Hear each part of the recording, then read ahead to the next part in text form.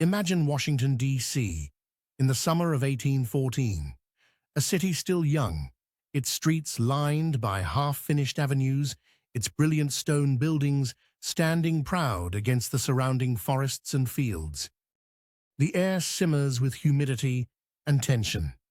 War has crept up the Atlantic coast, and rumors of a British attack swirl along the muddy roads. Little do the inhabitants know, their world is about to catch fire, and at the hands of an empire's disciplined soldiers, officers schooled on the fields of Europe, and men who answered the call to arms from across the ocean, including those from the colony of Canada. It is August, and the War of 1812 has been raging for over 2 years.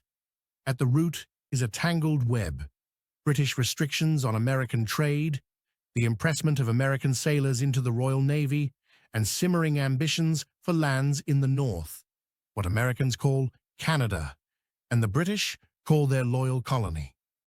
While the war has been marked by failures and frustrations on both sides, the tide seems to shift as the British begin to turn their full military gaze westward, emboldened by their victories over Napoleon in Europe. Canada, the British stronghold to the north, has played an outsized role in the struggle. For American strategists, conquering Canada is supposed to be quick, almost easy, even, as some expect, met by grateful locals. Yet the opposite has proven true. Canadian and British defenders, First Nations allies, and local militia have repeatedly thrown back American offensives, defending their land with an unlikely zeal and determination. In the summer of 1814, the British government orders a retaliatory raid on the American capital. The mission is a direct response to actions earlier in the war, most notably the American burning of York, the town Americans now know as Toronto, in the spring of 1813. During this assault on the colonial capital, American soldiers burned government buildings and looted the Legislative Assembly. For many in Canada, the memory of smoke rising over York is seared into their minds, fueling a resolve for retribution. Now, the plan for vengeance is clear. The punishment for York and other Canadian settlements will be the burning of symbolic structures at the heart of American government. On August 19, 1814, the British land at Benedict, Maryland, some 50 miles from Washington. Gentlemen, we have work to do.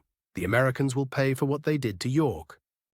Their force consists of seasoned British regulars, including units posted in Canada, hardened by years of battle, Royal Marines, and naval detachments. The makeshift American defenders, militia, rather than regular troops, poorly trained and even more poorly led, moved to confront them. 2 days later, at the Battle of Bladensburg, the American lines break in the face of the British advance. The capital lies before us, defenseless. Justice for York will be ours. The capital is laid bare, its defenses scattered and demoralized. As dusk settles on August 24th, the British columns quick march through the streets of Washington. Their bayonets glint beneath the lowering clouds, their officers issuing orders with quiet confidence. The city's population has largely fled, and only sporadic gunfire greets the invaders. First, the British move against the Capitol, the symbol of American democracy in its earliest form. This building represents their seat of power. We shall make our message clear. Flames leap from the house as they set fire to the south wing, consuming the Congressional Library and invaluable documents. Let their precious papers feed the flames. This is justice for York. The firestorm spreads quickly, licking at the building's unfinished dome and illuminating the night in a ghastly orange glow. With precision and purpose, Ross and Cockburn direct their men through the city's heart, seeking out targets of symbolic and practical value. Next comes the Presidential Mansion, as it was then called, later known as the White House. The building, only recently completed, stands as an elegant testament to the new republic's ambitions. The British force enters, helping themselves to dinner left hastily on the table by President Madison's fleeing household. Gentlemen, it appears the President has graciously prepared dinner for us. It is a moment rich in irony and symbolism, British officers feasting in the halls of the American leader. This house represents the very heart of their republic. When it burns, all America will know the price of attacking our Canadian settlements.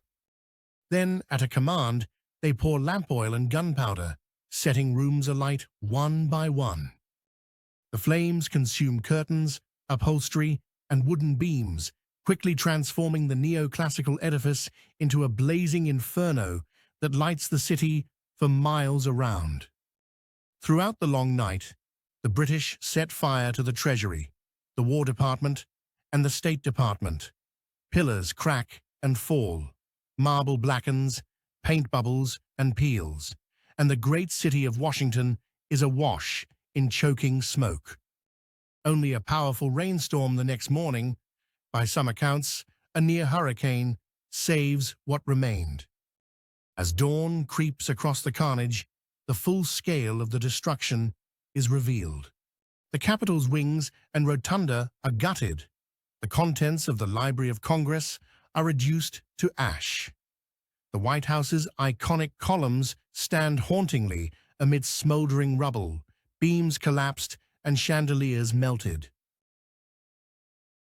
In all, the British have left behind a city gravely wounded, a symbolic blow echoing not just through America itself, but across the world. For the Canadians, the soldiers, Marines, and officers from across the Atlantic and from the northern colonies, the burning of Washington is seen back home as a powerful act of retribution. The Republic will endure. We shall rebuild from these ashes. As peace is negotiated in Ghent, in late 1814, the memory of the raid looms large. The Treaty of Ghent officially ends the war, restoring the pre-war borders, but both sides carry away a new sense of national identity, forged in fire and tempered by loss. Today, the scorch marks of 1814 are long healed. The White House stands tall, rebuilt from the ruins, its stone walls painted white to cover the scars left by British and Canadian flames over 2 centuries ago. Yet, whenever the story is retold, over a pint in an Ottawa pub, or in the echoing halls of American history classes, it serves as a reminder. In history, the boundaries between friend and foe, avenger and victim, are rarely as clear as firelight on a summer night. The legacy endures, a testament to a time when the course of nations was decided by musket and torch, and when Canada boldly and briefly left its fiery mark upon the American story. Like, share, and subscribe for more content.